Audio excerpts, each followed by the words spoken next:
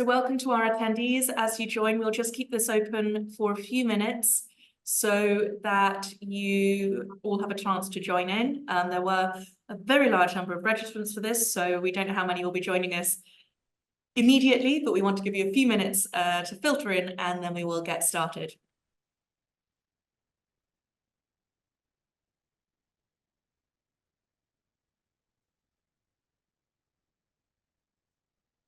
Also, as you're filtering in, while we have some time, please do, if you wish, introduce yourselves in the chat. We love to know who's joining us. We love to know where you're from. And yeah, just drop a little message in the chat. That's the one with the single speech bubble, and just say hello and where you're from, what institution, maybe whether you're a librarian or a researcher, and also why you're particularly interested in this workshop, so that, it's useful knowledge for us and our speakers to help us craft the questions and make sure we really answer what it is you need to know. Okay, so I'm just going to give it another minute or two. Sorry, some of you who are just coming in, I'll say the same thing again for those of you who's been here for a few minutes. Apologies for my repeating myself. You will notice, all of you, that as this is a webinar, you are on mute and your videos are off, but there will be a Q&A session at the end of the event, so you will have an option to ask questions of our panelists towards the end of the event. So do keep an eye on that. But in the meantime, if you have any, if you want to introduce yourself, please do put it in the chat. But also, if you want to comment on the discussion, put it in the chat. Obviously, don't put a question in there because it'll get lost. But if you do want to comment on the discussion or respond, do feel free to use the chat as a communal forum for exchanging ideas and commentary. I think we can probably get started now, because we've got a few minutes of me waffling before we get to the important part of the event. So Joy, if you could skip to the next slide, please. So first of all, we just have a few housekeeping things. Most of you will be very familiar with Zoom, but just in case you're not, a brief refresher. You are able to move the Zoom window with the little arrow. If I or anyone else is talking too fast or you have a problem, please do put your hand up using the little hand icon. As I said, use the chat, which is the single speech bubble, for introducing yourself, to flag technical issues, or to comment on what the speakers are saying. In particular, we have 2 members of our team are monitoring the chat to cover technical issues. So don't worry, we will keep track and notice if you have a problem. And finally, if you have questions, there'll be a Q&A session at the end of this event. So if you have any questions throughout the discussion, if any of the speakers say anything that makes you have a question or think about something, please do add that into the Q&A with the double speech bubbles. Also, just so you know, we will be translating this. We'll be recording it and then translating it, and that'll be uploaded on our website, and it'll be available in English and Arabic within the week for anyone who either wants to have a recap, because we'll probably cover an awful lot of hugely important and juicy details that you might not be able to remember all of, but also if you want to share it with colleagues and your wider network, that will be available. On to the next slide, please, Joy. So for those of you who don't know us, just a brief introduction of what the Forum for Open Research in MENA is, also known as FORM. We are a non-profit membership organisation supporting the advancement, so namely the development and implementation of open science policies and practices in research communities and research institutions across the Arab states. We have 4 major goals and objectives within that, which is to support the advancement of those research ecosystems with regards to open access and open science in general, to create localized resources, providing that foundational knowledge for the community, to encourage cross-regional collaborations and partnerships of all the different open science advocates and advocate groups, and finally to champion the development and implementation of right-to-left functionality in key open source and open science softwares and solutions. Next slide, please.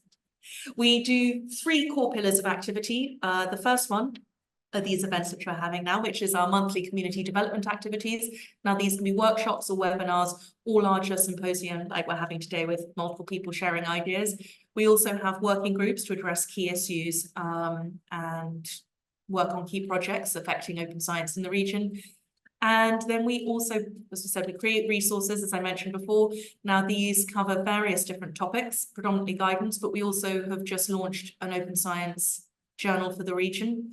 It is a Diamond Open Access journal, and it basically covers anyway, if you are working on any aspect of the implementation of open science policies and practices in the research communities you are involved with, then please do consider providing a case study for the journal. And then finally, we have the annual forum. Many of you will be familiar with it. It is our flagship event, and I'll talk about that more at the very end of the event later today. Also, if you do feel a pressing urge to comment on this session in any social media channel or platform, please do use the hashtag form for open. It's here at the bottom of the screen. And once again, welcome to those of you. We do still have some attendees trickling in, so welcome to all of you. We've finished the housekeeping slide, so I think we're ready to skip to the next one, please, Joy. So, libraries, and before anyone kicks on with this, brief speech here.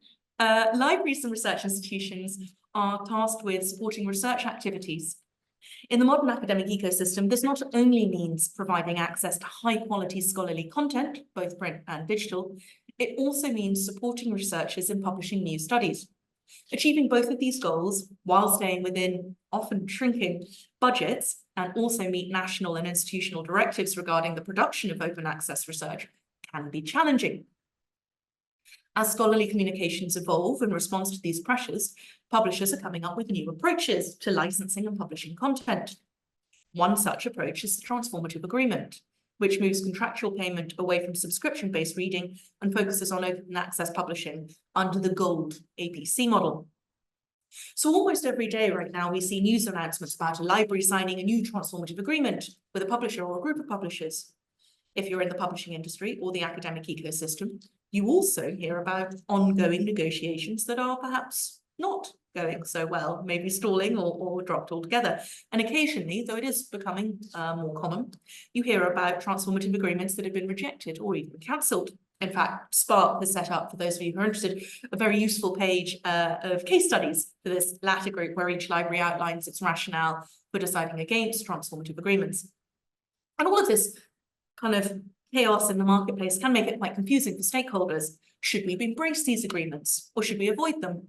What are the benefits and what are the disadvantages? And are they actually right for our institutions?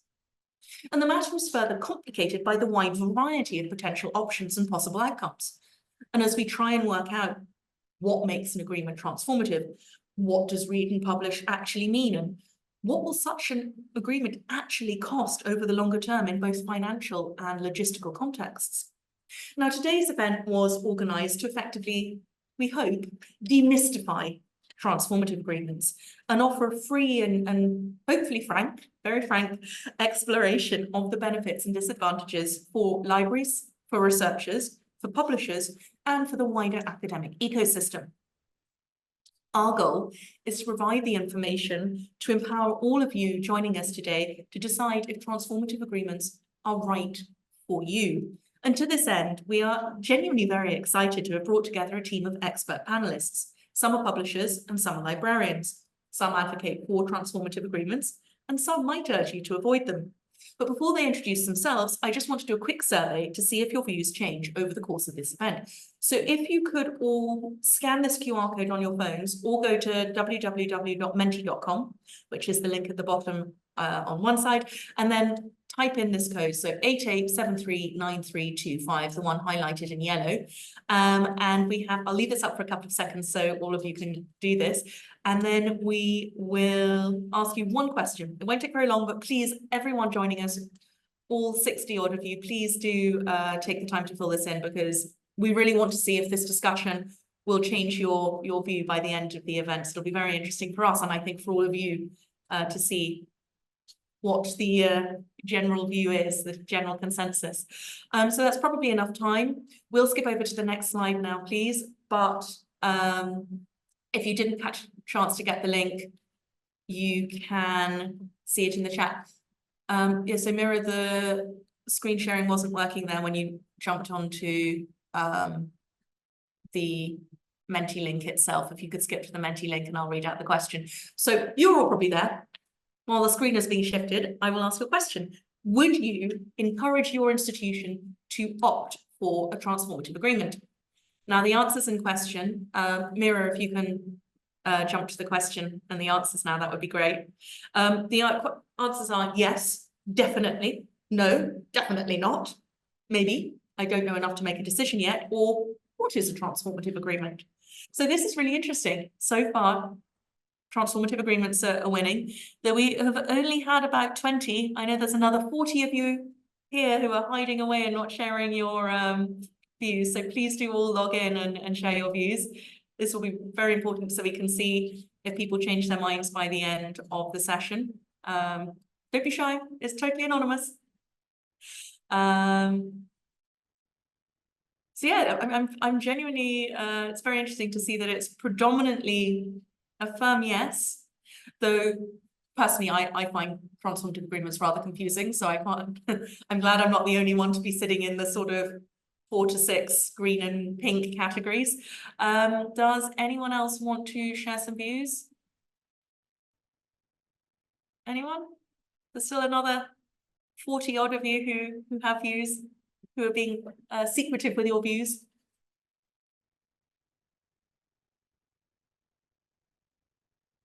Well, we'll leave this one open for a few more minutes, even though we carry on talking. So while we're talking and our panelists are introducing themselves, please do consider filling this in anyway, because it would be genuinely, as I said, very interesting for all of us to see if there's a change in any of these. And Joy and Mira, before we revert to the next question around the back, if you could track the numbers, then we can be able to compare them later once we get through the session. So without further ado, if we jump back to our screens, I would like to introduce all of our panelists. What I'm going to do is call on each person to introduce yourselves and give a little summary of your expertise and interest in this topic. So first, Chris, as you're first on the list, perhaps you could introduce yourself briefly. Sure, thanks so much. So my name is Chris Berg. I'm the director of the libraries at MIT. I also am founding director of a research center within the libraries called the Center for Research on Equitable and Open Scholarship. And both personally and MIT as an institution and MIT libraries specifically have a long history of advocating for open scholarship, including open access. I serve on the steering committee for SPARC, which many of you may be aware of that. It's an advocacy organization for libraries worldwide that advocates for policies and change towards more openness in science. I'm also working at the national level here on a number of advisory boards to try to understand how we can transition to a more open and equitable system of scholarship and science. I will say at present, we have at MIT, we're sharing over 60% of our faculty articles are openly accessible through our repository. And we're very proud of that fact. So got a fair amount of experience of trying to sort through which forms of open access will sort of meet the principles and goals that we have for the libraries as well as for science in general. Thank you, Chris. And also thank you to both Chris and Erin, for those of you who might not have recognized from them being MIT. It is incredibly early in the morning for them, so we really are hugely grateful that they got up unfeasibly early at the crack of dawn to come and join us. So Erin, over to you. Good morning or good afternoon where you all are. Thank you very much for having us today. I'm Erin Stahlberg. I work with Chris Berg at MIT Libraries. I am the Associate Director for Collections and Faculty Relations Strategy. So the collections includes our scholarly communications and collection strategy folks. It includes our publisher negotiations team, who works very closely with publishers to negotiate these contracts and or to imagine new ways of open scholarship sometimes, or we're in conversations with publishers who are sort of not clear about how to move open forward in sustainable and equitable ways, and the staff in collection strategy are often sort of thinking through these issues with publishers. I also serve as the executive officer for our committee, faculty committee for the library system, who has been great supporters and champions for thinking about how we do this in ways that help their scholarship move forward, which is our goal, is to help their scholarship move forward. And so thinking about goals and processes and strategies for them. I started at MIT in sort of spring of 2020 when we were making the decision to not accept a read and publish agreement from Elsevier. Chris, I'm sure as we go through, we'll talk more about that. And so also been involved in thinking about what are the alternative access mechanisms, what are the ways that we can serve our communities if we're not going to sign large-scale transformative agreements. So thank you so much. Thank you, Erin. Dr. Abdullah, over to you.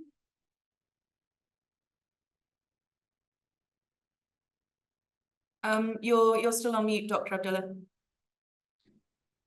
Okay, sorry for that. My name is Abdullah Al-Hafeiti. I am the assistant provost for the libraries here at Khalifa University in UAE. Actually, my experience start with open access publication before 7 or 6 years back, where the initiative come from the university that they would like to provide our faculty with an open access publication services. And we start with like 2 publishers, then right now we have about 6. And I think just she mentioned that she's running behind Elsevier to what's called to sign an agreement. And this is what we did exactly. We ran behind them for more than 4 years and successfully, alhamdulillah, last year, we signed an agreement with them. Actually, we use both modules of read and publish and per payment or per virtual payment for the APC. And we have the advantage and disadvantage for the, both of them. And we can talk about that later on. Thank you and welcome. Thank you very much. Thank you, Dr. Abdullah. Amina? You're also on mute. Yes, sorry, just a minute. Sorry, my mouse doesn't want to click properly. Hello, everyone. My name's Amina. I'm like Dr. Abdullah. I am in the UAE. I work with the UAE University. I'm the electronic resources librarian and offer a lot of advice in the space of the APCs and transformative agreements. Coming from Australia and coming from also a publishing background, I've been dealing with APCs for a while, hearing about open access policies in the region, in the ANZ region, and then coming here in the UAE in 2019. This is when, towards the end of 2019. And the journey began then for the UAE. It's relatively a new area here in the region, or a new concept or business model, but we have different motivations as I will keep moving with the discussions. So it was an interesting journey. Really, in reality, I've been working on APCs for a couple of years. It was on my whiteboard and a lot of planning, a lot of strategizing, until we got to the point where we also have signed off on several agreements, but with 3 major publishers, and we're very proud of the achievements. And we're still early stages, it's baby steps, and yeah, moving on from then. We'll see where we're all at the moment as we move on with the discussion later. Thank you. Thank you, Amina. Carolyn. Hi, everybody. Thank you very much for having me here, Emily, and welcome to everybody joining. My name's Carolyn. I'm the Vice President of Europe, Middle East and North Africa at Taylor & Francis. I'm based in Cambridge in the UK, so dialing in at a much more reasonable hour. I've been with Taylor & Francis for about 10 years now, and during that time, our direction of travel has been towards one of open research. But I think in the last kind of 5 to 6 years, we've seen a really significant acceleration of that. And partly that has been driven by the proportion of our agreements that now fall into read and publish or transformative agreement type definition. Largely this came out to begin with, at least, of some of our relationships in Europe, but it's very much now a global way of wanting to work with us.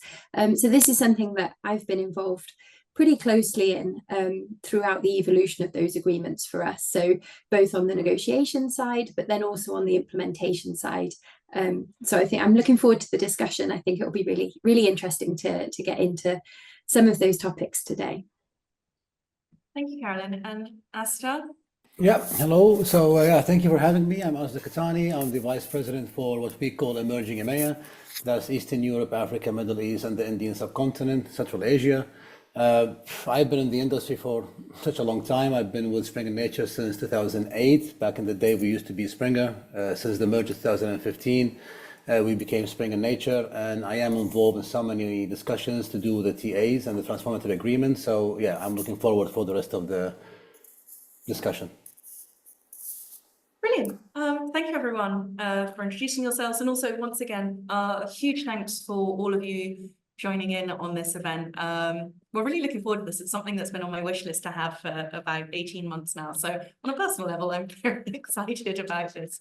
So first of all, let's start with sort of the initial groundbreaking question and go from there and sort of focus on general knowledge first, and then we'll kind of dive into some of the pros and cons later on.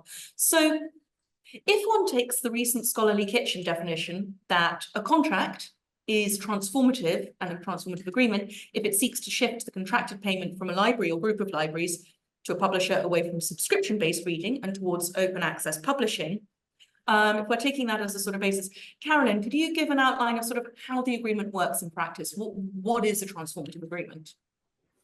Yeah, absolutely. So a transformative agreement, as you just said, is a contract between either an individual institution and a publisher, or it can be with a consortia of libraries that have come together, and takes what's usually an existing relationship or contract for subscriptions, paying to read a set of journals, and actually converting either some of that spend or all of that spend to covering the publication rights for their affiliated authors to publish on a gold open access basis within those journals too.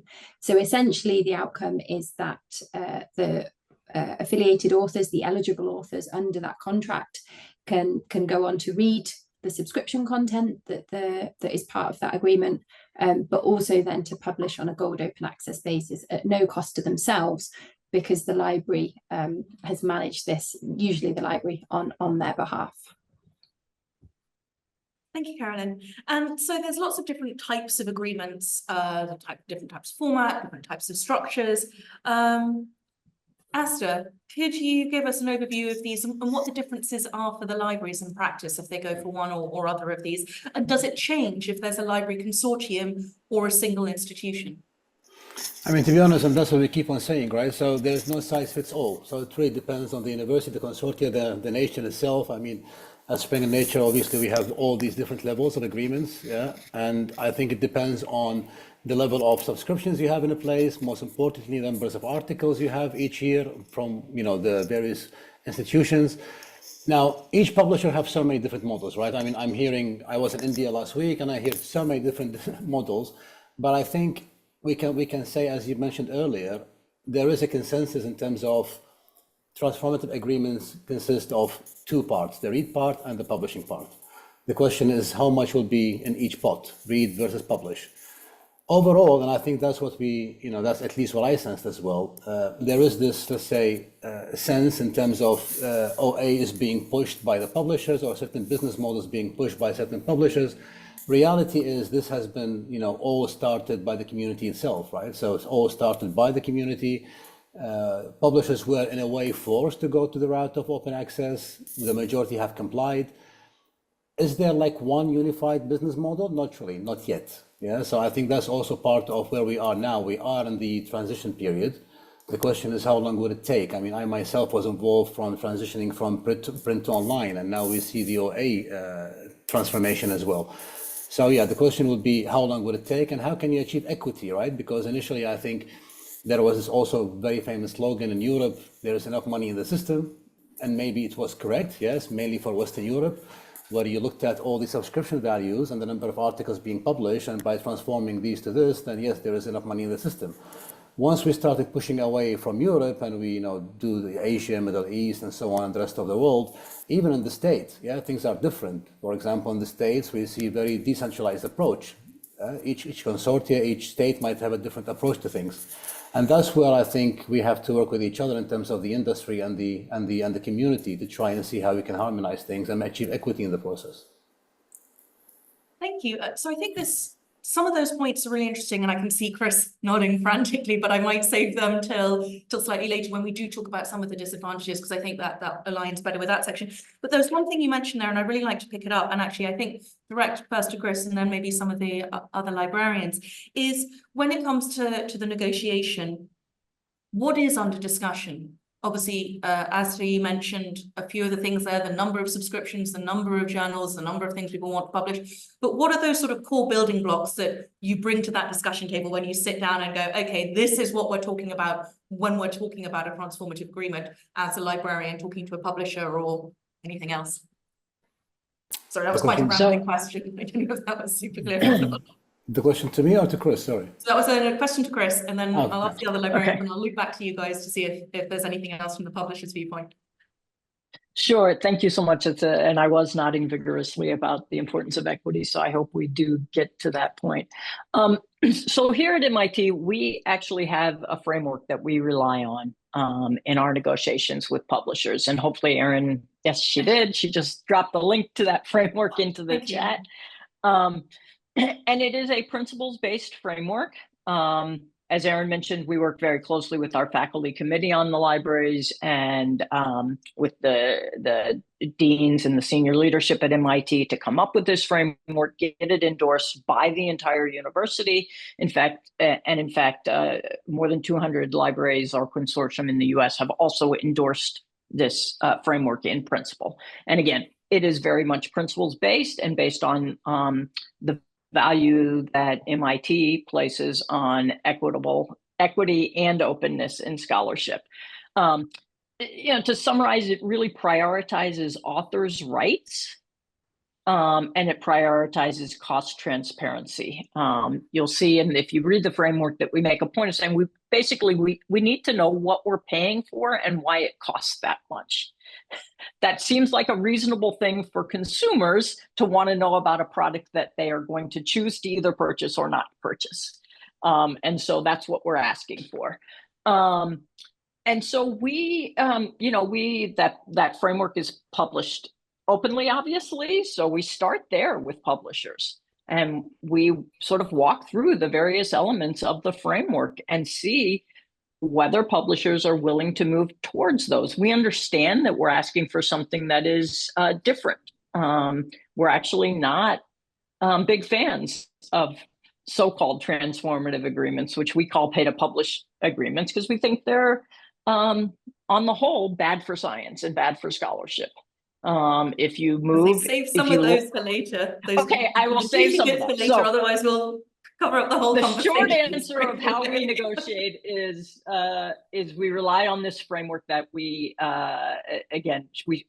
spent a lot of time socializing that framework across MIT so that we knew that the institution and the faculty were behind us. They said, yes, go forth and negotiate based on these principles. And then they understood when we came back to them and said, for example, Elsevier was not able to come up with an offer for us that came anywhere close to moving towards the elements of that framework. And so we could go back to our community and say, we've signed these other agreements with publishers who were willing to work with us. This publisher, Elsevier, was not. And we walked away. We've been out of contract with Elsevier for 4 years now. We do not have a journals contract with Elsevier because they were not willing to meet this framework. So, and that's an interesting point. And I think we'll definitely pick up on that later when we come down to the disadvantages again.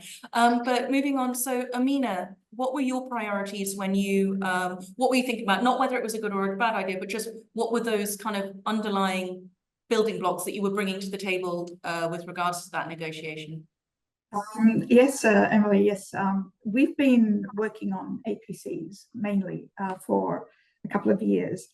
The idea wasn't, what's the word? There was no appetite initially in the first couple of years or when I started with the project So there was a complete work on the internal kind of framework, kind of trying to change the perception what even open access was. So unlike America, Europe, or Australia, where things are a little bit more mature in that space, it was more of an internal challenge.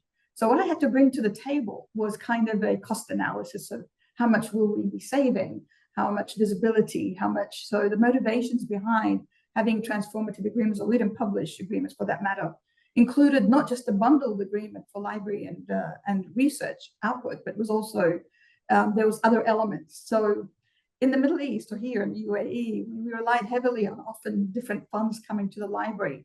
So I waited for the right opportunity to bring on board the APCs, bundled up with other agreements. So it was more of a cost analysis that we were saving across the board and trying to reinvest money into more infrastructure for research. So that was kind of the motivation from a library's perspective.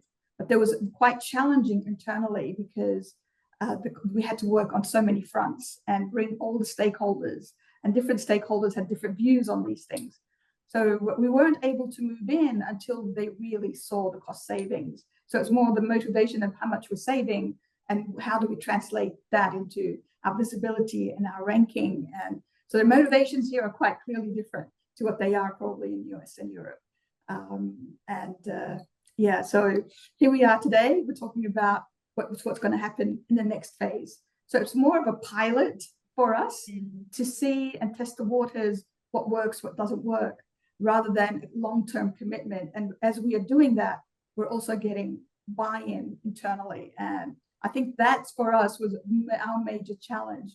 Luckily enough, publishers here were very accommodating to the needs of what we had here. They understood our motivations, which are clearly very different. Whether it's perfect or not, we still have to see, we still have to review. We need lots and lots of data to analyze where we went wrong, what are the opportunities for the next steps, and moving forward with other agreements. Thank you, Amina. So coming back to that point of which you've touched on there, and we'll go into costs in more detail later when we really dive down into benefits and disadvantages. But just a quick one, I think, which I know a number of people often wonder, and I think it's quite a good part of the overview discussion, is coming back to our publishers here now, is obviously we've all seen the news. Publisher profits are doing pretty well right now in comparison perhaps to historic. So what is it that you're paying for when you pay for a transformative agreement or if you're paying for Gold Open Access or any of those, what is it specifically that people are paying for? And why is there an assumption, rightly or wrongly, that it is costing so much more than the print subscription used to? Carolyn, you're off mute, so I'm guessing you're really keen to answer that one straight away. Yeah, absolutely. And actually, I wanted to pick up on Amina's point. I think it's interesting to consider the motivations for these agreements, because I think that's something that we've really seen change, certainly as we've worked with more organizations and outside of Europe. So I think originally the idea of moving into a transformative agreement was so heavily driven by funder mandates that you asked earlier about sort of when you sit down at the table and what's brought to the table. And this does, relate to what's actually being paid for. And it was really about how do we open up 100% of our research at scale in a very short time frame with our existing budget. So that was kind of the mandate that was set to a lot of the consortia that we started working with originally, where we would sit down with them to renew an existing contract. And they would have a really specific set of requirements as to what the new agreement should look like. And generally, that was kind of what we've been talking about is, we need all of our authors to be publishing on a Gold Open Access basis. We need it by this date. And this is the budget that we have available, which is based on our subscription spend. So those were kind of the criteria that we were working within. Since then, and obviously a lot of that was driven by some of the mandates that came out of Coalition S. I think over the years, and as we've worked with a broader range of stakeholders on these types of agreements, we've really seen that change. So, for example, now we might sit down with an institution now who says, actually, our goal here is to try and improve our university rankings. And so what we want to do is to only look at the top quartile journals we want to invest in these particular set of researchers because we know that's going to affect our rankings the most.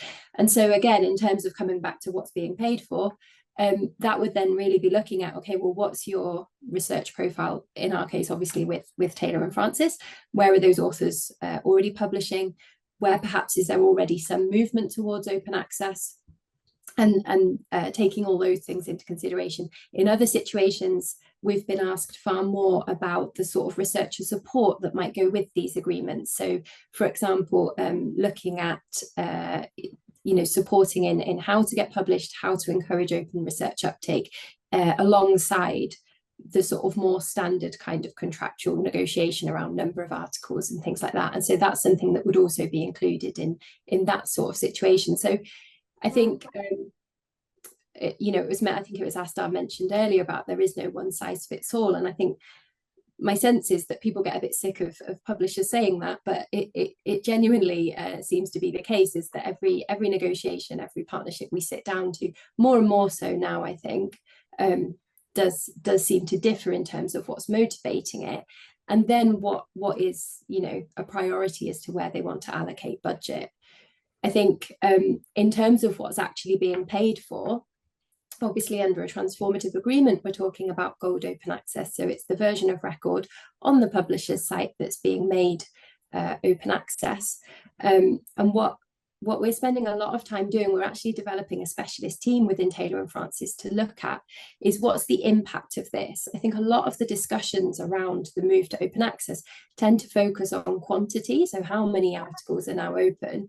But actually, what impact has that gone on to do? What with all of the kind of discoverability on the platform, if there is no paywall to that article, what kind of reach and engagement do we then have? And I think that's something that we're really starting to measure more closely, and I think is an inherent part of the value of Gold Open Access. When you're asking about what do these agreements provide, whilst at the same time, of course, we know this transition isn't all happening at the same rate globally. So there's still a significant amount of research being published on a subscription basis from various disciplines, various parts of the world.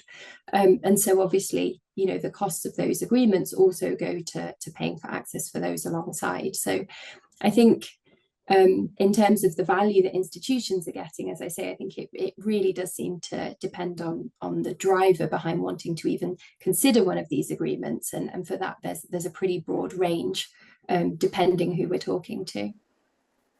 Okay, and we've normally we was going to wait for questions, but I think this one's quite germane in the overall flow of things. So obviously there's lots of different things, lots of different models one could play in. Astor as well, if you want to jump in at this point after I've asked this question, I think people will be quite interested as well, is obviously this is around the gold model. But why is it that publishers have chosen the gold, not say the diamond model where they just charge the journal owner a much smaller fee? And therefore within that, how much of the contract overhead, or rather the publisher's overhead, is embedded within those transformative agreement contracts? So let me just go one step back, actually, because I think it all depends. It's all based on the foundation itself. Yeah, the fact if universities, researchers do believe publishers do add value, which I think, we've came to the conclusion that we do, because we hear the arguments in terms of we can do it ourselves. Yeah, I mean, and again, yes, maybe, but obviously, there is. I think Springer Nature is almost 108 years old worth of experience, right? Now, to your earlier question as well, and I think I will add on to what Caroline just mentioned in terms of why certain things cost that much. There are so many hidden charges nobody seems to pay attention to. I mean, for example, the rejection charges, right? Meaning, what I mean is we have certain titles which the rejection is up to 92%. It means an editor has to read 92 articles to accept 8. Yeah, that's all cost. The cost of running a business, from HR to legal to everything, involved in running a business. All these charges has to be considered in terms of the overall cost. At the same time, as Caroline mentioned, the current business model has been mainly dictated by Plan S, to be honest. The publisher has been reactive, more than proactive. Now we started getting, being more proactive in terms of building certain offerings.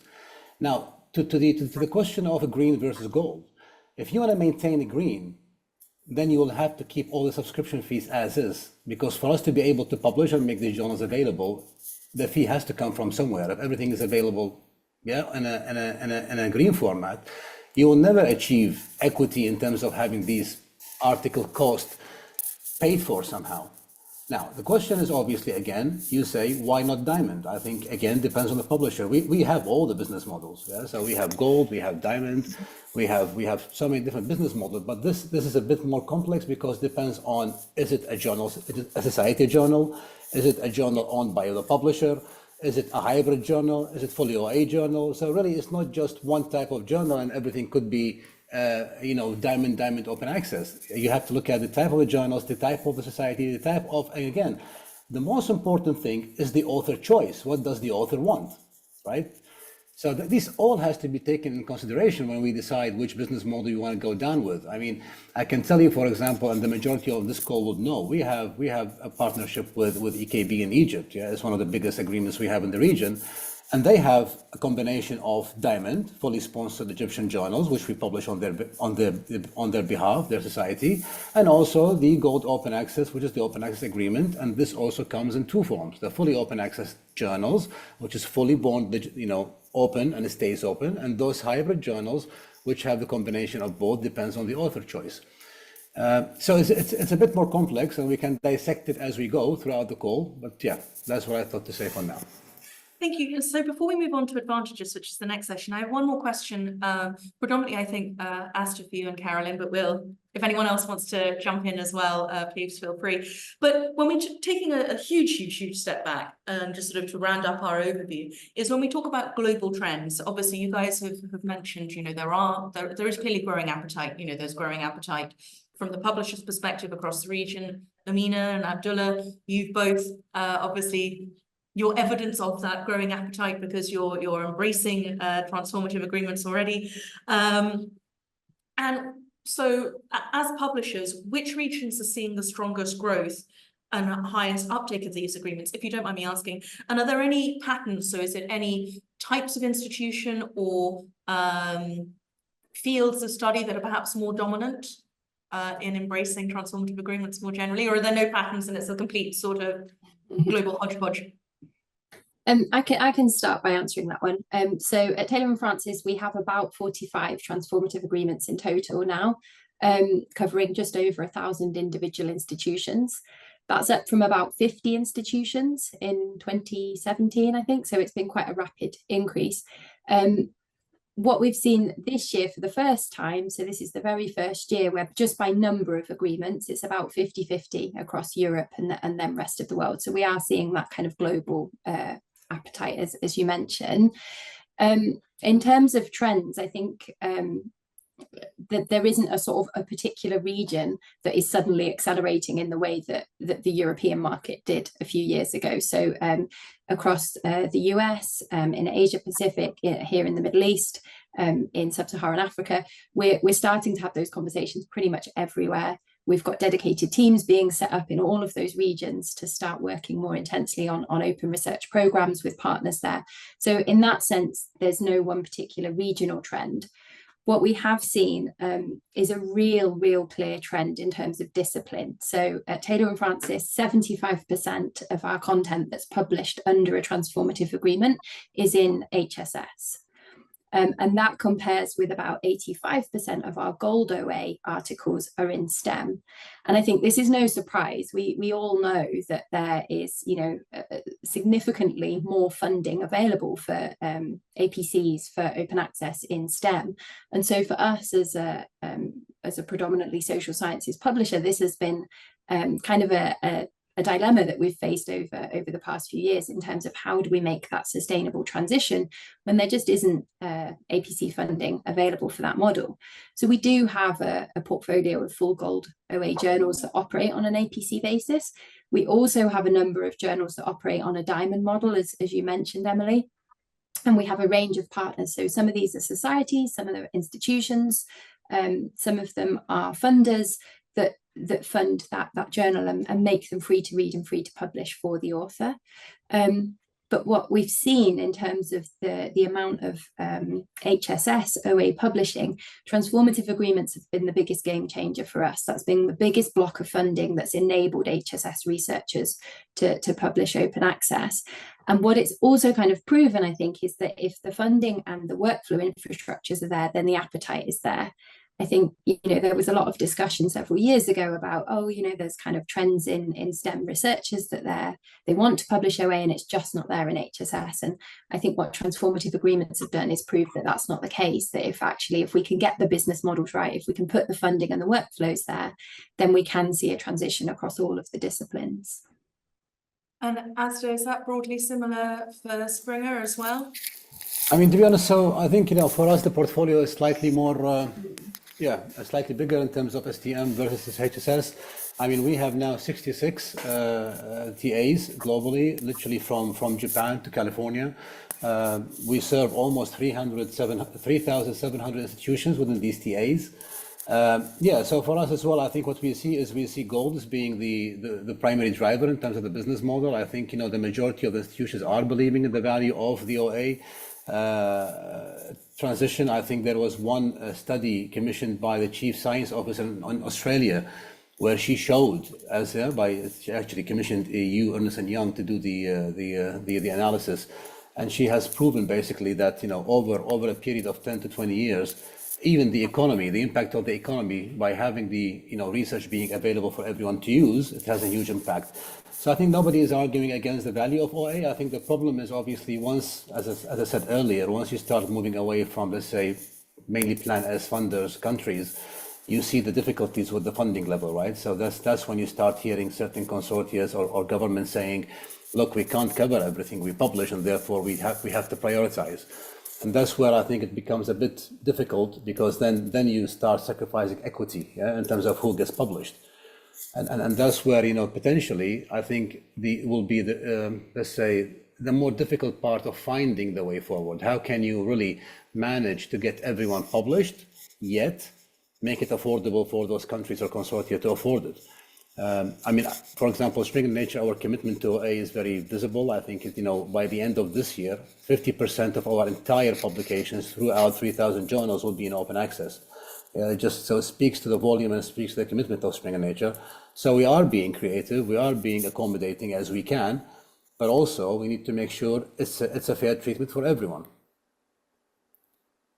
Okay, thank you. So before we dive into that meaty question of equity and disenfranchisement, that I think really comes to the core of some of the challenges and disadvantages that people see, not just with transformative agreements, but with the Gold model in general. And I know that I can see Chris waiting to jump on that topic.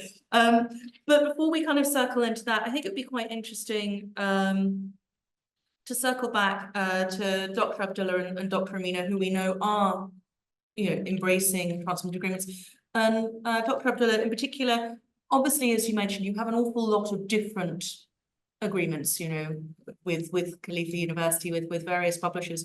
Why is it that you specifically pursued a transformative agreement with Elsevier in particular? I remember when you signed it this time last year, because we announced it at our annual forum. So what was the specific advantages that you saw for the university, for the library, and for the researchers? Thank you. I would like to highlight here on the agreement with the publisher. I mean, there is no standard, unfortunately. We looking forward to make things clear, and instead of just signing a contract with the publisher for 1 year, I mean here read and publish contract. And unfortunately, there is no flexibility from the publisher, for example, to carry forward the tokens. And this is very important for us. However, when we use the models of just pay as per articles, that give us more flexibility, and we extend sometime the date of the expired of those tokens. This is very important for us and give us more flexibility when we deal with the open access. Just recently, we signed the only read and publish contract with the ACS, and running, I mean, successfully, very well, and almost يعني for 1 year right now. We get a little bit discounts than going for the individual, but in the same time, we are looking for other publisher to be like more cooperative with us and work with us closely. I mean, and to be like more flexible when we came to the payment itself. Yani. Now, I don't want to add more pressure on the library budget while already shrinking, okay? And sign a read and publish contract with the many publisher, and I'm not sure if those tokens will be used by our faculty or not. One of the important things that the different or the change of the standard of the guidelines coming from the university itself.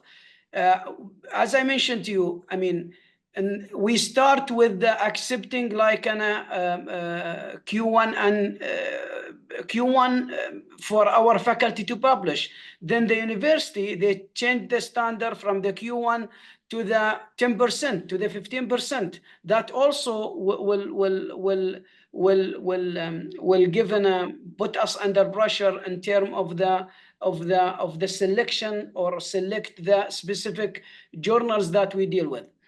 Some of, I mean, like an important point here, I'm not sure about it, and it's not clear to me. The hybrid one, I mean, the hybrid journals. Sometimes they're asking for additional, charge. Sometimes also for the long articles, if the articles more than 10 pages, also they charge us more.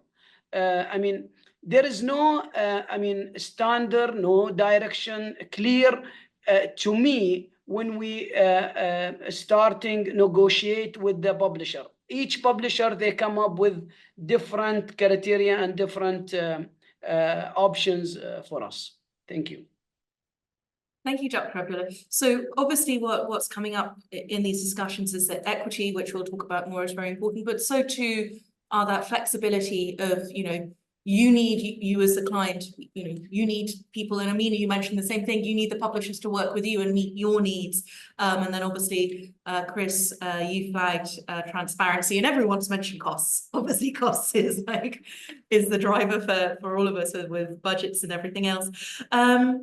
But Chris, coming back to you again, you mentioned in our earlier discussions, you guys do actually at MIT, you do have 1 or 2 transformative agreements still sort of in the bag. Was there a particular reason that you kept those? Was there a particular advantage that you saw in those ones? And why did you keep those ones and potentially we'll talk about why you discarded the others later, but why was it that you kept those ones? What were those advantages? Yeah, again, just to be very clear, we do leverage the framework for all of our negotiations. And so the ones we've signed have been ones that where the publisher has been willing to work with us towards meeting the elements of those framework, and where they've been willing to work with us on ensuring that the contract provides some transparency into what we're paying for. Erin actually is the one who leads our negotiations team. They report to her. I don't actually, and so I want to kind of throw it to her to let her talk more specifically about some of the pay to publish agreements that we have agreed to and why and what our trajectory is. Thanks. Erin, over to you. Thanks, Chris. So it feels to me like there's a premise here, a very binary premise here around transformative agreements, sort of they're good or they're not good, right? And so I think what I'd like to do is say, and we're very careful to try to use the words read and publish, because they do not seem to be transforming anything, really. We're not getting to a place that's really transformative. So the agreements that we have, the read and publish agreements that we have, much like Abdullah just said, really depend on the nature of the agreement. And so because we're evaluating the proposals against the framework, we have signed read and publish agreements that we feel like are moving towards elements of the framework, where the publishers are moving actively towards elements of the framework. We definitely believe that there's costs involved with publishing, and we're willing to pay those costs. What we want to understand is where those costs are going, and so read and publish agreements that explain to us where those costs are going, we are more likely to sign. And we're trying to, and we are less interested in just paying for the overhead. We're less interested in the amount of profit that is being made, right? And so, so agreements that can explain to us what the cost of publishing is, you know, are the kinds that we sign, the ones that are more transparent, the ones that are looking towards actually moving a full portfolio towards open over a schedule where we can see the end goal. The other thing, the framework, as Chris mentioned, talks about authors' rights, and we're interested in the rights of our authors, regardless of whether or not they're the corresponding author, which is another big thing for us. So our read and publish contracts only cover our corresponding authors. And so we're interested in trying to figure out how to move the whole system forward, so that regardless of whether or not the MIT author is a corresponding author or not, they are able to publish without fees in open ways. So it really depends on the agreement that's put forward in front of us, and whether or not it's moving the bullet points of the framework forward. And then of course with the overall prices, we're obviously concerned about what the overall price is, and the affordability and the sustainability of that overall pricing. But we're not. It's not that we either do sign them or don't sign them, or try to jettison them or don't try to jettison them. It's that what are the elements of the framework that we are trying to forward, and how does this read and publish align, and how does this the publisher's goals align with MIT's goals? Thank you, Erin. That's really interesting, and I'm sure probably also very interesting for Carolyn and Asta as well to see some of what the librarians are thinking behind the scenes when they are faced with these agreement drafts. So coming back to the cost again, because obviously we're still circling that, and then we'll move on to potentially the disadvantages and things. Just one final question around this, because it is something I myself am interested in, and I'm sure a number of our attendees are also curious about, is obviously from the publisher perspective, Carolyn and Asta, I'm sure you hope that the clients, if they sign an agreement, will see a cost reduction. That's presumably part of the idea, versus, you know, you're not paying to publish and paying to read separately. That's the whole package. But when we go to the librarians, so Amina and Abdullah, you're trialing these processes now. Have you seen cost reductions? Are they in line with what one would hope? Because I'm sure that's probably the burning question for 90% of the librarians attending right now. Yes, absolutely. There has been cost reductions, and I think again we're talking about maybe we're in a region where it's a little bit of an anomaly, because in the MENA region you have the Gulf states, which are capable of, you know, that have some purchasing power, and we're in a position to negotiate heavily on some of the products. But we also, when we think, we have to look at the objectives of why we're doing what we're doing. And when it comes to APCs, and in particular in our case here, we looked at a couple of elements, and it wasn't just APCs that motivated us, but we wanted to bring on board this project and bring it to light, because we wanted to highlight the importance of publishing in the open access space. So again, it comes back to the motivation in the region and the maturity of these concepts here. But we also had a chronic, we needed to build our collections. And so we brought on board negotiations with collections. We brought on board. So it was not just a bundle deal with read and publish, but it was also building collections. So, which raises the importance that librarians play a pivotal role here in bringing on board all the needs and trying to pick and choose what will work for them, but at the same time show an extremely well structured cost benefit analysis across the board. This was the way we were able to motivate different levels of management here at the university, because because the concept is so new and it's a young university, ranking is important, visibility is important. We had to bring on board all of these elements. We had to kind of sell the idea so that there's a high level of acceptance and buy-in from various stakeholders. Researchers were already bought in, librarians were already bought in. But we had, okay, now we need the funding, we need the extra, how much is it going to cost us? Without a clear cost-benefit analysis of how much we're really saving across the board over not just the first year, the second year and third year, it was very difficult to justify. But we kind of will hit snags if there's no buy-in. And what we need from publishers is, again, as Dr. Hafiti mentioned, we need flexibility.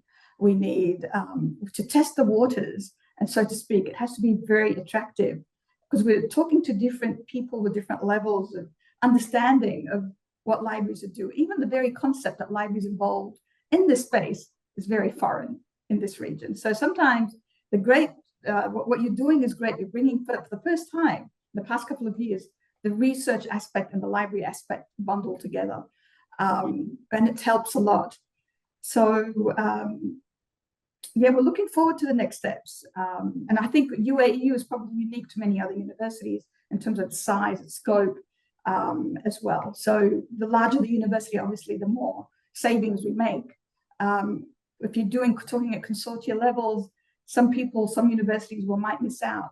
The digital divide, even the equity here is, again, diverse in the region. So we're grappling with multiple challenges, and the publishers need to be on board with these challenges. The people on the ground understand the challenges here in the region, but when it comes to the US or European head offices, I don't know how well they're versed with the challenges libraries face here in the region. We can't have a one-size-fits-all. We are unique in so many different ways. And we're trying to be something for everybody as well. And we can never please them, even with the APCs. Everybody gets excited. But the biggest challenge is, how do you make everybody happy? And why do some people feel left out? STEM is obviously taking on board, again, for the ranking purposes, the visibility, the citations. There's so much focus on ranking here that it again offers sometimes to a disadvantage. But anyway, I mean, it's a journey and we're still exploring, and we just need the assistance of, people with the expertise on how we can customize to scale this region so we have a real transformative agreement that works, because as an Arabic-speaking region, most of the people in humanities miss out. Where are they in this equation? If I could just interject here, because that's the perfect tee for the question about equity that we really want to engage with here, because obviously, transformative agreements tend to be restricted to the journals that you have within your publisher portfolio. How many of those are going to be within the subject field? How many of those are going to be within the subject language? Carolyn, I know you mentioned that, and I was genuinely surprised at that, the social sciences and humanities have more growth with transformative agreements, which is very interesting to know. But what happens if you don't have a journal, if a library pays and you don't have a journal that's got the right language, or you only have one journal in the subject field? A reputable journal should only be publishing maximum 2 articles from a given author in every 3 to 5 year cycle. If one's used it, let's say travel writing. I recently published an article in the Studies of Travel Writing with Taylor Francis, so that one's on the top of my head right now. I published in that. I can't publish in that for another 3 to 5 years. If you have nothing else in my field, where do I go? How does it work? And how does all of that and the language and everything tie in with that sort of broader questions of equity and accessibility, given the very fragmented and highly diverse circumstances, specifically within our region, but also more generally? Carolyn, would you like to answer as you're off mute right now? And then Chris, I'll bounce the question over to you afterwards. Yeah, sure. I think, it's a huge topic and question, isn't it? I think there's a couple of things that perhaps will sort of be related to this. I think one of the places that we've been really pleased to recently reach a transformative agreement, and actually I would agree with Erin, we also prefer read and publish to transformative agreement. But yeah, one of the places we've recently reached an agreement like this is in South Africa. And this is This was slightly different to anywhere else we've put one of these in place for a lot of the reasons that you're talking about. We actually have a co-publishing program there already in partnership with the University of South Africa, with the National Inquiry Service Centre. And so kind of working out how do we make sure that the authors of those locally published journals, which have completely different pricing structure, local currencies, all of those kind of things, how does that fit into one of these sort of bigger agreements? So that's been a really interesting experience for us as a publisher, I think, because we were able to work with them to come to an agreement to find a way that we could meet those needs, and particularly around the kind of research and support element that I mentioned earlier as well, that was a real priority for them. Again, to ensure the sort of equity of who's participating in these, that it's not just the existing set of researchers that know exactly how to, you know, navigate the system, the best chances of getting their article published, but actually making sure we're opening it up beyond that, perhaps to early career researchers, to different kind of smaller institutions within that consortia as well. So that's been quite an interesting experience, and one that I think we're keen to replicate where you know, we have the opportunity to do so.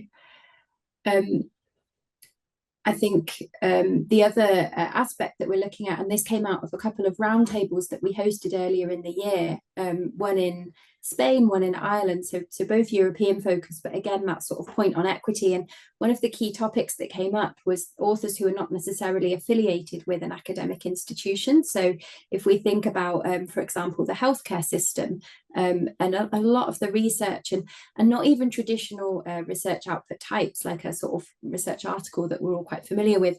But if we think about case studies coming out of hospitals, for example, how many of those are then published open access? And so I think that's an area that we're really keen to start exploring is, you know, we've got a sort of foundation set of these agreements in place. And as we think about what comes next and how do we evolve them, I think it is really looking at that broader set of participation, and being able to have access to that sort of funding and infrastructure that the existing set of academic authors have to. So I'm not saying we've got all the answers, but it's definitely an area that I think we're keen to explore, and that I see as kind of the, you know, the next step in the journey of these types of partnerships.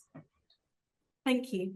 And Chris, over on your side, from the librarian perspective, what are the key aspects? Obviously, equity in scholarly communications, it's such a complex term, and it's really at the core of the whole open model that Spark was propagating, and the Barcelona Declaration has been doing so for a number of years now. So where do you see the sort of key touch points within this with regards to this specific discussion? Yeah, I mean, if I could just talk at a fairly broad level, right? What you know, under a subscription model, there's a barrier to reading, right? That creates an inequity in who gets access to read things and to benefit from accessing scholarship. Under any kind of pay-to-publish model, whether it's a transformative agreement or individual authors paying APCs out of research grants or wherever else they're getting the money, you're just moving that wall from blocking people to access to read scholarship to blocking people's access to publish their scholarship. And Carolyn actually pointed out quite a few of the concerns. Often it is humanities and social science scholars who either aren't covered by these read and publish deals and don't have grant funding, in the U.S. at least, to pay on their own, right? So essentially, at least under a subscription model, you know, you've got interlibrary borrowing and other ways in which disadvantaged readers who don't have their own subscription or aren't affiliated with a well-resourced institution that has a subscription, they can eventually get access to read something. Under a pay-to-publish model, if you're a scholar who doesn't have funding to publish your research, you don't have other options. You can't, you know, there's no interlibrary borrowing to, you know, we can't publish on behalf of someone from another institution under our agreement. So the inequity just really widens here when you start to move from a it's not just moving the paywall, but you're actually really affecting, I think, the integrity of scholarship as a whole by putting an economic barrier in front of the ability to publish. Asta, before we move on to the next section, do you have a quick response to this? No, absolutely, and I slightly disagree with Chris because, I mean, first of all, comparing a world before read and publish, nobody had access to the content unless you pay for it. While now, and what we see globally, 70% of the entire usage we get as Springer Nature is from anonymous IP addresses we never had before. I can't even know where it's coming from because they've never been registered with Springer Nature. So there is a huge uplift globally, yeah, in terms of accessing the content, which is a huge step forward for equity, yeah, comparing 10 years ago. So that's one. The second part is, yes, depends on the organization, the funding agency, which part of where you are. If you're part of a national agreement in Germany, for example, any article get published, yeah, almost, depends, or in the UK, or in South Africa, yeah, or in Poland. So it depends really where you are. And that's, again, it's a huge step forward because, again, 10 years ago, nobody used to get published unless they had the fund themselves. By now, things get picked by funders, yeah, by personal funds. At the same time, and I think, you know, the majority of the publishers, the big ones, again, I think at least for Springer Nature, we have our own waiver program. Springer Nature last year waived 26 million euros worth of APCs. We are the largest publishers by far, waiving, yeah, not just from LMIC, no, even from developed countries. It depends on the situation itself.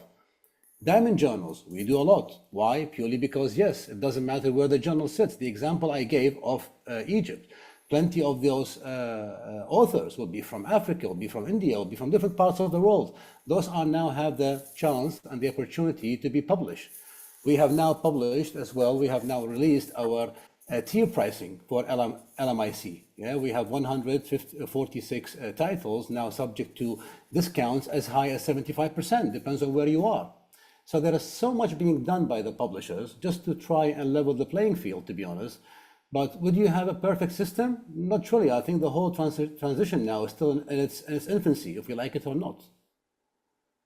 Thank you. And I think that tees us up nicely in a roundabout way to return to the question of the framework. Aaron, I know when you guys at MIT, when you evaluated those transformative agreements that you were proposed, you created this, obviously you mentioned this very, very comprehensive framework, and you also did a very in-depth sort of data analysis of everything. Could you share what some of your findings showed and what you considered to be the negative aspects, perhaps either challenges or disadvantages, whichever term you prefer, of adopting these transformative agreements that the publishers offered you, so that therefore you then went for alternative approaches? Sure, yeah. So it's all part of the same package. So Elsevier, which is the publisher for which we have most notably are now out of contract. That was a combination of not being able to move forward on any of the goals of the framework, and a combination of running the numbers and determining what it is costing the institute both to pay to publish and to read. And so when we look at those numbers, and to Elsa's point earlier that there's enough money in the system, it depends on whether you're comparing against your earlier subscription contracts and whether or not we're sort of measuring that as a comparator versus looking at other ways to provide access to the content. So our decision, for example, not to move forward with Elsevier was not so much grounded in the financials; it was grounded in being able to move that publisher towards the terms of the contract. Terms of the framework. Once we determined that we couldn't get to a read and publish that would be agreeable to us based on the terms of the framework, we started looking at alternative ways to provide access to the Elsevier content. And so at MIT, we're using a document delivery service, a commercial document delivery service, to provide access to the content for which we are not currently subscribed and don't have a read and publish to cover. And that is working for us at a fraction of the cost that we were paying before. Similarly, Chris and I were just on a Spark call with the University of Connecticut, which is also has moved to, sort of article pay-per-view as a methodology for getting access to the titles that they are not in contract, they're not in read contract for. So thinking about what is the overall cost to the Institute. So we are, as we've conveyed, we're also not fans of APCs. We don't want that to be Gold APCs to be the model forward. But in fact, for MIT, we are paying less as an overall institution to pay those individual APCs than we would have been paying for the proposed read and publish contract. And so that's one of the things that we really like to say to folks is that we shouldn't just be comparing against our subscription contracts. We should be looking at the total cost to the institution of paying to publish and paying to read, and determining and really looking at those numbers to see whether or not that is financially, does it financially compare for you? For MIT, it does not financially.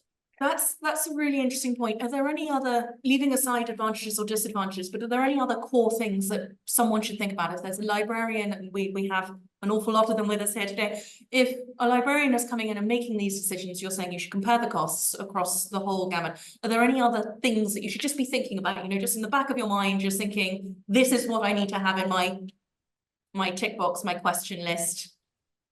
Yeah, again, for MIT, we did a lot of work with that framework. Chris really vetted it. Chris and the team really vetted it with the faculty and really ensured that the MIT faculty were behind it. And so waivers, for example, is a deal breaker for MIT in many, many cases, right? That is really important to us, that both our corresponding authors and our non-corresponding authors who may not be covered by a read and publish at this institution are able to publish without waiving their rights to deposit green into our open access repository. So that is definitely a tick box that we are looking for. Again, understanding what is going into the cost pricing. Most of the RMPs are based on either prior subscription cost or they're based on the APC cost. And since we're trying to move away from that, really understanding if we're not going to value an RMP based on subscription cost or based on APC cost, what are we going to value an RMP on? Like, what is the cost to the publisher for those items? So I hate to always come back to the framework, but for MIT, we're always coming back to the framework. Is the pricing transparent? Do the authors have to waive their rights? We also, we have bullets in there about long-term preservation access. Happy to report, and certainly for the publishers on the call, that the publishers also believe in long-term preservation through locks and clocks and Portico, and so that's one we're usually able to tick quickly. But that's another thing that libraries should be important to libraries, is making sure that this content preserves into the long term. Thank you. So yeah. Dr. Abdullah, can I jump in really quick yes, sorry, for Chris, a bit more, just a bit more advice for the librarians on the call? Is simply to remember that the publishers are trying to sell you a product. We are the consumers, and we have every right to negotiate the terms of that product, of that sale. And we should think about all of our alternatives. Right. Again, Erin emphasized, we typically go into a negotiation trying to get a deal, and our baseline is whatever our last deal was with that publisher. And I just want to encourage folks to think about other options. Right now, MIT, one of the leading research institutions in the world, does not have a journals contract with Elsevier, one of the leading science publishers in the world, because in our estimation, and we have the numbers, not our estimation, our analysis, going per article, both to read and to publish, works for our institution, and it's significantly cheaper. So I just want to encourage librarians to think carefully and do the analysis about what your options are. We often think that our only option is what we had before and what the publisher is putting on the table. And I encourage you to be more expansive about what your options are and to negotiate with some confidence. Thank you, Chris. Dr. Abdullah and Amina, but maybe Dr. Abdullah, because we haven't heard from you in a while. How many of those factors and criteria were you considering when you made your decision? See, I'm still insist that we need carefully to review the current practice with the publisher. To me, we taken a decision that we will not move with the read and publish contract or with the publisher until we really see some advantage, and we will save a lot of money. I mean, if we decide to go with the read and publish, as the current situation or the current practice, we feel, as I mentioned to you, that there is a more flexibility to us. Sometime we actually receive an additional budget on the end of the year. That give us also more flexibility to deal with that. And if there is a shortage, or we would like, for example, to use the budget, current year budget, to fulfill the needs for like 2 years in advance and buy more tokens, that give us also more flexibility. We need, the publisher to show us some advantage and convince us to go with the read and published. One of the important challenges that for sure we cannot sign an agreement with the all publisher, and sometime we individually get like a request from the faculty. They would like to publish in a specific journals. When we reach out to the publisher, they said, sorry, even you need to go with the package, or we are not supporting individual requests. So this is some of the challenges that we are facing here. For this reason, we feel comfortable to move with the current practice until we see something like change happen on the approach of the publisher themselves. Thank you. Thank you. Asta, would you like to respond on behalf of all the publishers to what everyone's been saying? I don't think I can, but at least from my on behalf of Springer Nature, at least. I think Chris really hits the nail on the head, right? In the end, it's just like you buying grocery or buying a house or buying a car. In the end, it's what you need, right? And you should only spend money on really what you need and what it makes sense. At the same time, just to make sure, we keep things clear, as in the only time I hear a consortia or a university stopping a certain subscription is always to do with that publisher, which I won't say its name. That's also, maybe a specific environment to this particular publisher, maybe a certain situation, certain policy for that publisher. It doesn't mean it becomes an industry standard. So, I think, at least Springer Nature, I've never heard of TNF, stopping certain negotiations. So I think really each publisher, at least again, Springer Nature, we are keen on making things happen. And I think that also speaks volume in terms of how much could be done. Yeah, if you have the right attitude, if you have the right, frame mindset in terms of making change happen and try to help, I think that's the major thing. But also I want to emphasize on the complexity of these things. So I think earlier we mentioned, again, read and publish, and it has to make sense, and there has to be some savings. Absolutely. I think that's the overall goal, let's say, for the next few years to come. Once we are all in a fully open access world, which I think it will happen inevitably. By when, I don't know. How would it look like? Not clear yet. But at the same time, for example, and that's what I say, it really depends on what do you subscribe to, how much you publish, and which journals will remain in your read part, because we're also contractually obliged to give certain societies certain royalties and so on and so forth. So there is so much complex environment which we have to navigate. So again, the question of, is it worthwhile my investment? That's a decision could be made between the publisher and the university based on the actual situation. But I just wanted to highlight the fact there are so many costs involved for the business to make it work. So it's not just like I had read before and now I can move all this to publishing. Well, once you start moving this to publishing, I can't publish everything for free. There is cost for it. At the same time, I still need to retain certain read fee for certain societies or journals or cost involved. And that's where you have to work with each university or consortia to make sure it makes sense to both parties, as Chris said.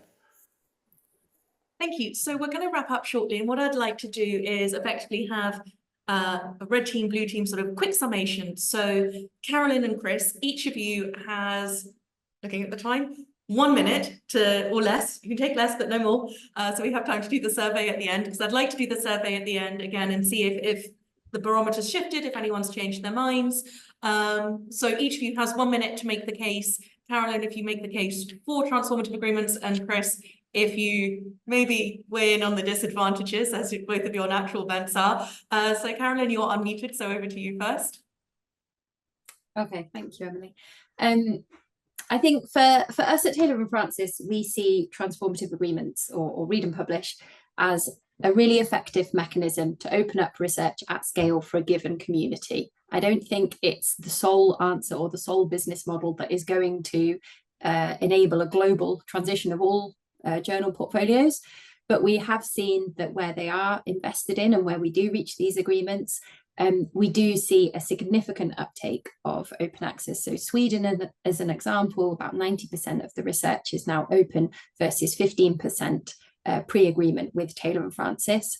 As I said earlier, we've also seen it as a really effective mechanism, and we've talked about equity quite a lot here, in terms of opening up publishing options for HSS researchers. So 75% of our OA content under a read and publish is in HSS, where we know they wouldn't otherwise have had funding if it were under an APC model. So I think in summary, that's kind of how we see it, is that it's one route to open where we can partner with either institutions or consortia to affect that change within that community, and put that option for researchers at no cost to themselves. Thank you, Carolyn. And Chris, over to you. Your 1 minute starts now. Yeah, actually, I'll start by saying I actually agree that it's not a path to a global transformation for fully open scholarship world. It's a path for individual institutions, and I'll end with an analogy. Like for individual if our goal is to, for example, land on the moon, if our goal is to get to the moon, individual institutions building really high ladders doesn't get the world closer to the moon.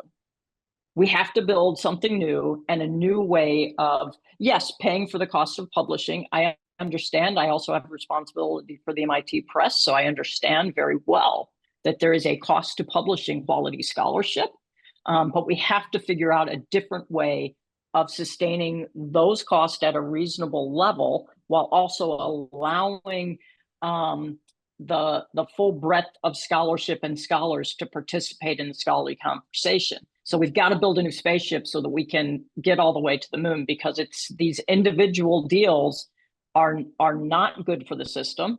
And then also, one last point, it's not just MIT. Again, Aaron mentioned the University of Connecticut also ran the numbers, and it turns out many of them are not good deals financially for an institution.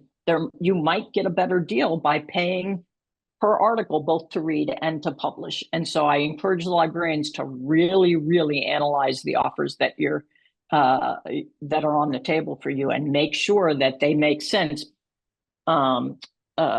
compared to a variety of alternatives, one of which is to simply pay per article for both reading and publishing. Brilliant. Thanks, Chris. So if all of you could get out your mobile phones again, or use your laptops. Mira, if you could skip to the next slide, please. So once again, I'd like to re-ask the question we asked before. Would you encourage your institution to opt for a transformative agreement? And I want to see if the statistics are changing. So we've got the initial answers in the chat. So out of the total, 26 people. Would have liked more of you to respond. If you felt shy before, please do respond now that you've learned a little more and listened to everyone's opinions. We'd really like to see the numbers. But of those, 50% said yes, definitely. They would definitely be pro transformative agreements. Only one said definitely not. 8, so 31% said, don't really know. And 15% said they didn't know what a transformative agreement was. So once again, if you either scan the QR code here or go to www.menti.com and type in the reference code that's highlighted in yellow, we would very much like to see your answers. We'll leave that up for a couple more seconds, but the link to make your life easier is also available in the chat if you just want to click directly on that link. It'll take you straight to the question. Mira, if you could go to the next slide and we can start to see some of the results. If you log into Menti for us. As I said, please do all try and fill this in because we are genuinely, and I'm sure our panelists are also really keen to see if they've influenced you in any way over the last hour and a half. Interesting. So far, everyone is still pro-transformative agreements.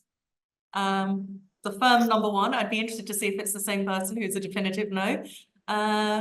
Two maybes, less zeros, but less people are logging in. So all of you, please do, if you're still with us, please do try and log in quickly. It'll only take you 10 seconds to do it, but we really would love to see the answers. You don't even have to get your phone out. You can just click on the link in the chat and copy and paste that code in. So it is nice and easy for you if you would like to answer. And in the meantime, we'll just leave that running. I just want to say thank you. Thank you so much to our panelists. I really appreciate the talk, and I'm sure all of our delegates have as well. It's been incredibly interesting and really nice to have you all. I kind of wish we scheduled it for a whole day. I actually feel an hour and a half has been far too short. We could really have done with another couple of hours to really dive in, because there's been so many great topics raised and issues touched on that we haven't really had a chance to dive into, largely because I've had my eye on the clock, and I know particularly for those of you here in the Middle East, a lot of you probably want to go home. Yeah. Thank you, Mira, for changing the slide. So before you all go, I don't know if you can go back one. Before you all go, just a reminder for those of you who might not be on our mailing list, might not be aware, in 2 weeks' time, we are having our flagship event, the annual forum, the third annual forum. It will be taking place from the 21st to the 24th of October. It is a hybrid event, so in person, it'll be taking place in Doha, because we're holding it this year in partnership with the Qatar National Library, but it will also be completely online. We've got 68 speakers in 23 sessions, 12 networking events for those of you who are joining us on in person, and the thematic areas we're covering are really interesting, and the whole theme itself is around transforming knowledge into action. So we are trying to be very proactive. It's a very exciting program of panelists that we are genuinely very excited about. So I hope some of you will join us. The registration link is there, but also you can find us online if you just type in Forum for Open Research. The link will pop up. And before you leave, if we could skip to the next slide.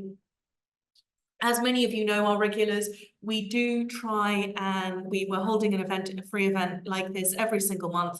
We are currently planning our 2025 program of events. So if there is something you would like us to, a topic you'd like us to cover, or a type of event you would like to suggest, please do take the time to fill in this survey, because that means you can leave some lovely testimonials for our amazing speakers, and I'm sure they would really appreciate that, because everyone likes to know that people like to hear you speak, but also more importantly, if you give us some tips and guidance before we finalise the 2025 programme, we can endeavour to incorporate as much as possible into that scheduling. So we run workshops, we run webinars, and we run these larger multi-panelist symposia. So please do take the time. It literally takes 3 minutes, if that, for you to fill it in.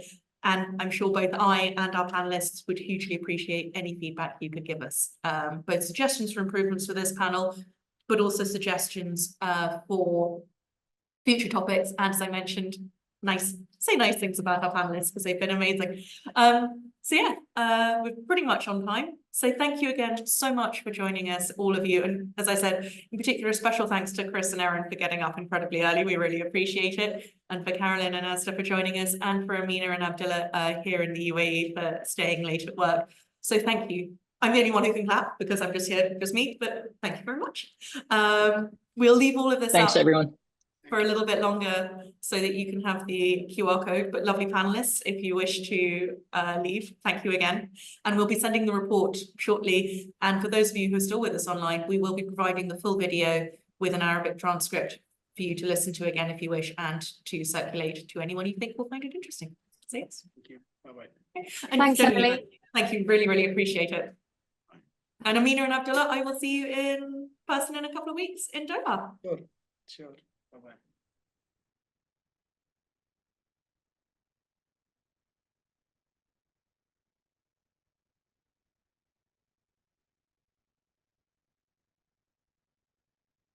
Joy, Mira, do you need anything from me now? No, we're good. No, we're good. All done? Thanks, All guys. Yeah, I think it went well. I hope it went well.